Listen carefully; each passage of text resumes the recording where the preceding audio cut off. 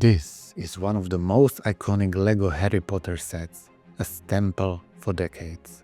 However, this time, LEGO is taking a different approach, delivering one of the most detailed Hogwarts Castle expansion we have ever seen. With a $200 price tag, it sits on the higher end of Harry Potter sets. But is it worth it? Let's take a closer look at the brand new LEGO Great Hall set.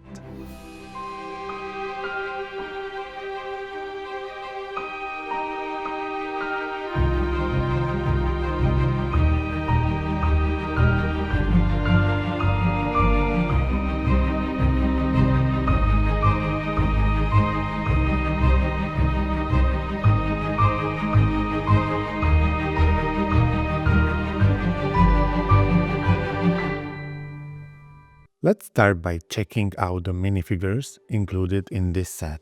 First up, we have Harry, Ron and Hermione. Probably the least exciting figures here, and none of them are new. That said, they serve their purpose and look just as expected. The only real difference in their design is that Ron's robe is open, while Harry's and Hermione's robes are closed. As usual, all three come with dual-sided faces, with their alternative expression showing scared reaction, perfect for the encounter with Mountain Troll. Next, we have Terry Boot, Daphne Greengrass, and Lean, lesser-known Hogwarts student who adds some variety to the set. Terry is from Ravenclaw, Daphne is from Slytherin, and Lean from Hufflepuff, as shown by detailing on their uniforms. All three also have secondary facial expression, adding a bit of extra personality. Moving on the professors, let's take a closer look at Professor Quirrell, arguably one of the highlights of this set. He comes with his signature purple turban, and his most interesting feature is his dual-sided hat, revealing Voldemort's face on the back, just like in the Philosopher's Stone. This detail makes him easily one of my favorite figures here. Next, we have Dumbledore and Professor Vector, and they both look fantastic. Dumbledore, in particular, features stunning arm printing and beautifully detailed headpiece. He also has a secondary face, though is barely visible due to his long beard, a common issue with bearded LEGO minifigures. Included in the set is the Fat Friar, the ghost of Hufflepuff House. His ghostly grey color scheme is well executed, and I appreciate his hairstyle choice, which adds up extra character. Finally, we have the Mountain Troll, a big fig that perfectly captures the iconic troll from the movie. His arms and hands are detachable, but beyond that, his articulation is limited. However, he does come with a brick-built club, making it easy to recreate his infamous sink-smashing scene from the Philosopher's Stone. Overall, this is a solid lineup with a great mix of characters. That said, some key figures are missing, like Draco or Professor McGonagall. However, considering this set is part of a larger Hogwarts collection, it makes perfect sense that LEGO chose to spread out main characters across multiple sets. I do really appreciate the inclusion of new students, as it adds variety, but I really wish not every LEGO Harry Potter set had to include a trio, especially when they almost always look the same.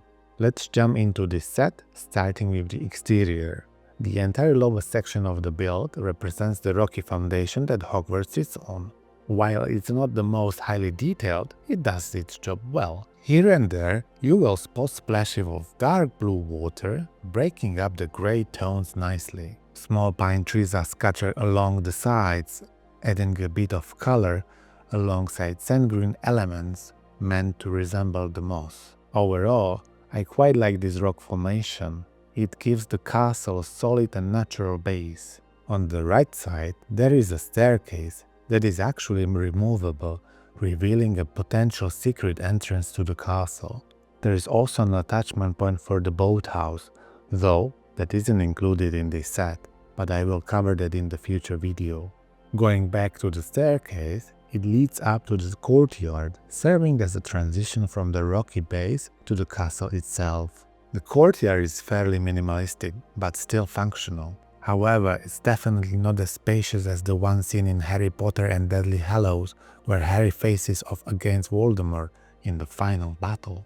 Next to the courtyard, we find the main entrance doors, which sits directly below a printed clock piece.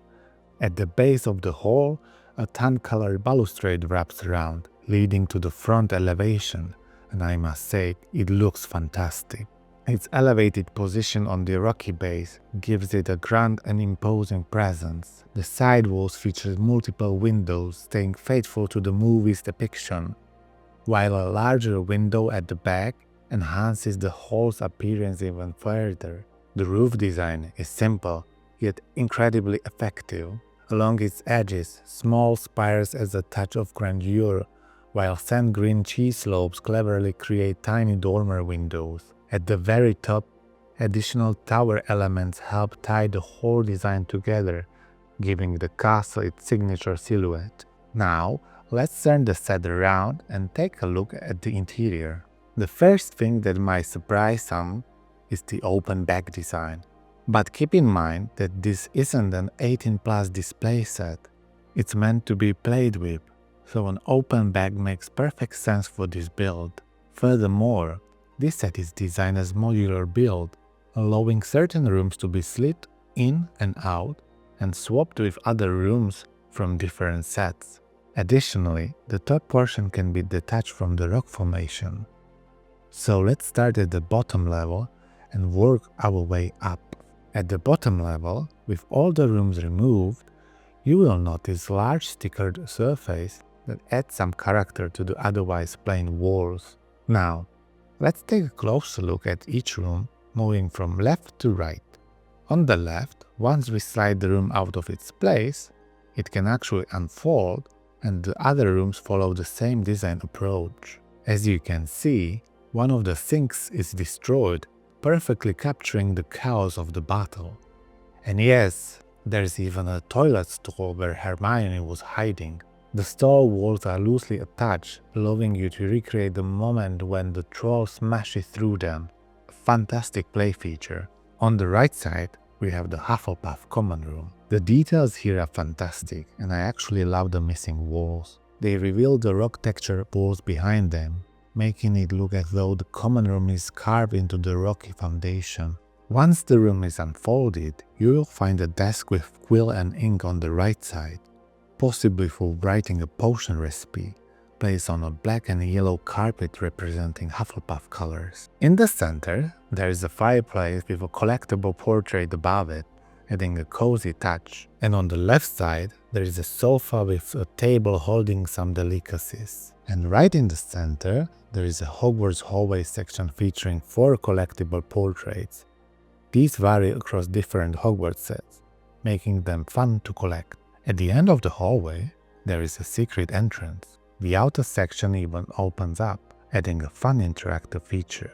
At the very top of this hidden entrance, there is a small room that could be Filch's office, but I might be wrong, so feel free to correct me. Now that we have moved one level higher, let's take a closer look at the Great Hall. The first thing you will notice is a slight discrepancy between the movies and this set. Instead of the usual 4 rows of tables, we only get 2. Given the limited space, this decision makes sense, but it's still something worth noting. The tables are packed with food, with the highlight being a roast chicken, which definitely stands out as a fun detail. One odd design choice is the lack of benches. Instead, we just have tiles where you can place minifigures. While I understand why LEGO went this route, since none of the student minifigures have bendable legs, making it look strange if they were forced to stand on the benches. It still feels a bit off visually. The walls are decorated with house banners for Gryffindor, Slytherin, Hufflepuff and Ravenclaw, which are stickers rather than prints. And of course, no Great Hall would be complete without floating candles. The transparent clips create the perfect illusion of them hovering midair, and the effect looks fantastic. About the candles, LEGO has included a night sky effect, which is a brilliant detail. The deep blue sky, scattered clouds and a moon really helps bring the atmosphere to life. I only wish the moon glowed in the dark. That would have been an amazing touch. Higher up, there is also a Hogwarts crest, which is another sticker. And finally, at the very top of the tower, we find what I assume is the Philosopher's Stone, a nice little nod to the first movie. This set is priced at $200 or €200 or 170 British pounds and includes 1,732 pieces along with 10 minifigures and 1 troll. It also comes with multiple instruction booklets, and honestly, I don't think I have ever seen this many in a single set. Each booklet focuses on a different section of the Great Hall, which you put together later as discussed earlier. And if you're thinking about adding this set to your collection, please consider using my affiliate links. Since LEGO doesn't want to sponsor these videos, your support really helps. Overall, I was genuinely surprised by the size of this set. It's impressively large. My first reaction after finishing the build was, wow, this looks really good. However, you can spot a few connection points on each side, hinting that this is meant to be a part of a larger display. While it works well as a standalone set, I'm really curious to see how the full Hogwarts Castle will look once all the sets are released. If the rumors are true, we might be getting the Gryffindor Tower before this summer, which should be even larger than this set. So, I'm definitely excited to see everything come together. One thing that bothers me a bit is the scale of this set. I'm not entirely sure if it's minifigure scale or not, as the minifigures look a bit too big when placed inside the Great Hall. What do you think? Let me know in the comments. And if you're looking for a challenging build, this isn't it. Keep in mind, this set is aimed at kids 10+, so I wouldn't expect complex building techniques. The construction process is very straightforward. The build uses a lot of large pieces, making the assembly quick and smooth. Even though it's a sizable set, I managed to complete it in about 2 hours. In the end, I'm really happy to have this set in my collection, and I'm excited to see the larger sets from the series. Let me know your thoughts in the comments. And are you planning to pick this set up? If you do, don't forget to use my affiliate links. Your support helps me continue bringing you these reviews. Thanks for watching all the way through. If you enjoyed this video and want to see more, be sure to hit the subscribe button and like the video. And until next time, happy building!